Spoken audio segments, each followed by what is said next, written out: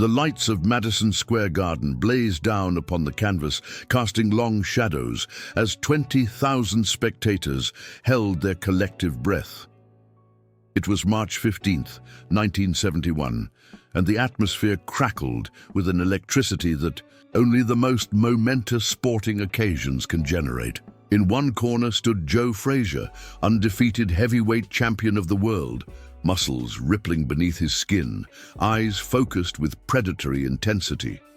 In the opposite corner, Muhammad Ali, the self-proclaimed greatest, recently returned from a 3-year exile that had stripped him of his title and the prime years of his athletic career. The world watching on television screens across America and in 92 other countries wasn't just awaiting a boxing match. This was more than sport. It was ideology, politics, and race relations wrapped in leather gloves and encased in a squared circle. Ali, who had refused military induction during the Vietnam War, stood as a symbol of resistance to many, a traitor to others. Frazier, through no machination of his own, had become the establishment's champion, the counterpoint to Ali's rebellion. Before continuing, I need to ask you something. This channel only exists because of you. You are important to me, and I know you value stories told with soul. If you feel something genuine just from this beginning, subscribe now. Seriously, it costs you nothing but means everything to me who creates each story with love. Cassius Marcellus Clay Jr. was born on January 17, 1942, in Louisville, Kentucky, a segregated city where the color of his skin predetermined much of his destiny. His father painted billboards and signs. His mother cleaned the homes of wealthy white families. Young Cassius discovered boxing at 12 years old after his bicycle was stolen, and he told police officer Joe Martin that he wanted to beat up the thief. Martin, who trained young boxers, told the angry boy that he'd better learn to fight. First, what no one could have predicted was how that moment would alter not just one life, but the course of history. The young Clay trained with maniacal dedication, developing an unconventional style that defied the heavyweight orthodoxy of the time. Float like a butterfly, sting like a bee wasn't just a catchy phrase. It was a revolution in a sport that had traditionally valued power over finesse in its biggest men. By 1960, the 18-year-old Clay had captured Olympic gold in Rome. 4 years later, he shocked the world by defeating the seemingly invincible Sonny Liston for the heavyweight championship. The very next day, he announced his membership in the Nation of Islam and his new name, Muhammad Ali. What followed was unprecedented. At the height of his powers, Ali refused induction into the U.S. military in 1967, famously declaring, "I ain't got no quarrel with them, Viet Cong." The boxing authorities immediately stripped him of his title and his license to fight. For 3 years, while the case wound through the courts, the greatest fighter of his generation could not practice his profession. He surrendered millions of dollars and the prime athletic years of his life based on principle. When the Supreme Court finally overturned his conviction in 1971, Ali returned to boxing, setting the stage for his first fight against Joe Frazier, dubbed the fight of the century. The world expected blood, retribution, and the settling of scores that transcended sport. What they got instead was something far more profound. If this story has already made you feel something, no matter how small, don't leave without giving back. Comment and subscribe now. The pre-fight build-up had been ugly. Ali, master of psychological warfare, had called Frazier an Uncle Tom, questioned his intelligence, and even mocked his appearance. The attacks were calculated to unnerve Frazier, but they cut deeper than strategy. They sliced into the man. Joe Frazier, who had actually supported Ali during his exile and even lent him money, felt betrayed by the verbal assaults. He carried that hurt into the ring, a dangerous fuel added to his already formidable fighting spirit. As both men approached the center of the ring for the referee's instructions, the tension was palpable. Two undefeated champions, each with legitimate claim to being the greatest, were moments away from violence. The crowd roared in anticipation, millions watched worldwide, and bookmakers held their breath as roughly equivalent money had come in on both fighters. Then, something extraordinary happened. Ali, the master showman who had built his career on bombast and provocation, reached out his gloved hand toward Frazier, not for the customary touch of gloves that would come moments before the opening bell, but in a gesture that seemed to communicate something deeper. Frazier, initially hesitant, his eyes narrowed with suspicion born from months of insults, paused for what seemed like an eternity. The crowd's roar dimmed slightly in confusion. This wasn't the script they had expected. Ali leaned in and said something to Frazier that the microphones couldn't catch, something brief but intense. Frazier's expression shifted almost imperceptibly. Then, in full view of the world, the two men embraced, not the perfunctory hug of combatants, but something that hinted at mutual recognition of the moment's magnitude. What Ali whispered has been the subject of speculation for years. Some who were close to the ring claimed he said, "This is bigger than both of us, Joe." Others reported it as, "Whatever happens, we made history tonight."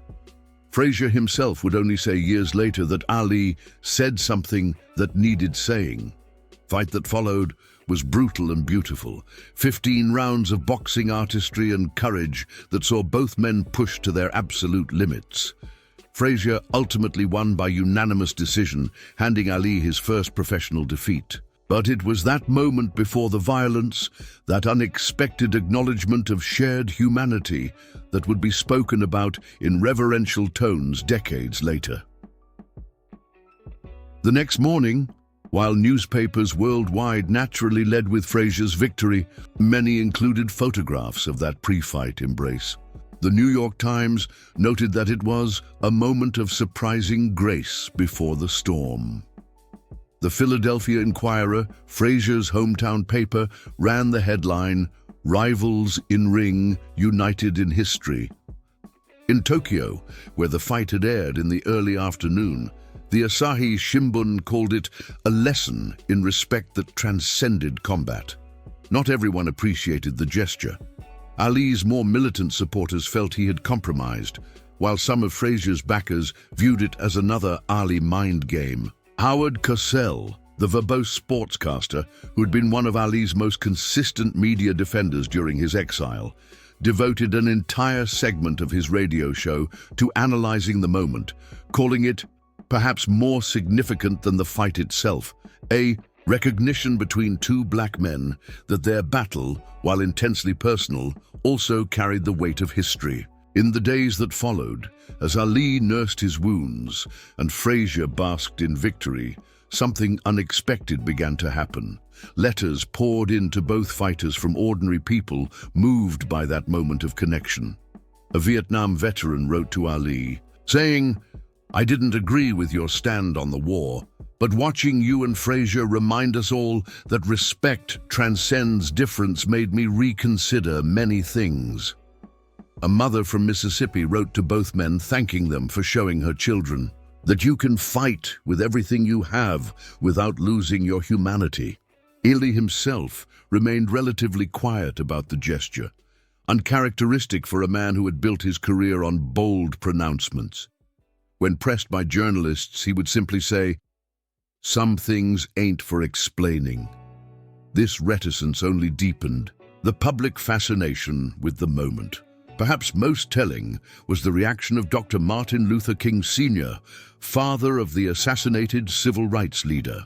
Though he had sometimes been critical of Ali's more inflammatory rhetoric, King wrote an open letter published in several newspapers calling the pre-fight embrace a demonstration of the principle my son lived and died for, the recognition of the humanity that unites us all, even in our deepest differences.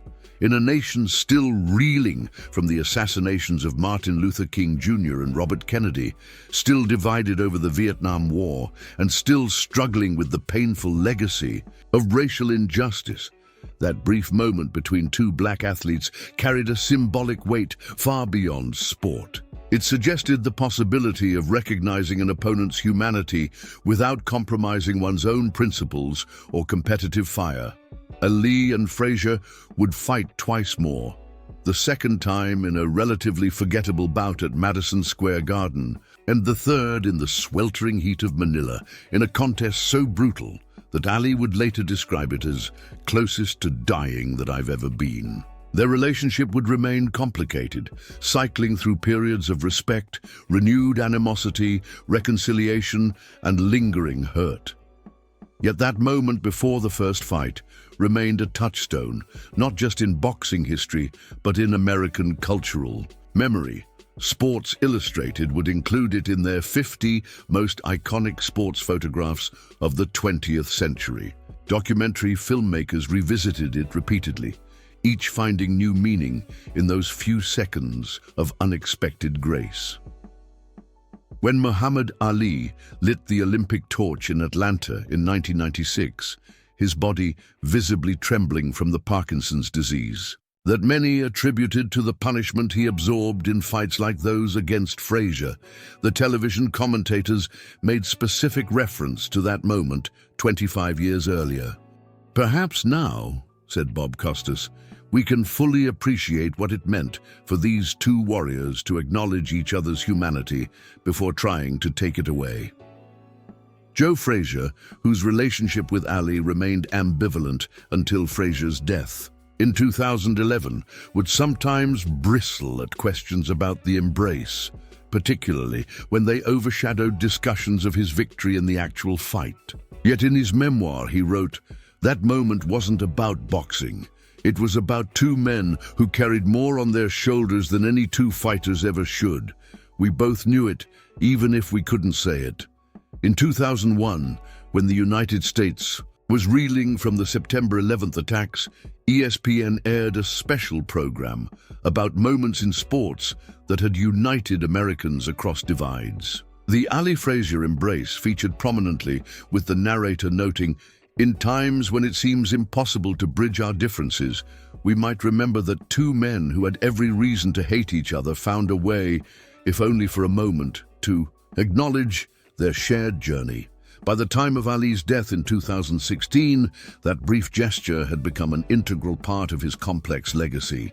Amid the celebrations of his athletic greatness, his moral courage in opposing the Vietnam War, and his long fight against Parkinson's disease, many obituaries and tributes specifically mentioned that moment with Frazier as emblematic of Ali's deepest truth, that beneath the showmanship and bravado was a man who understood the humanity of even his fiercest rivals.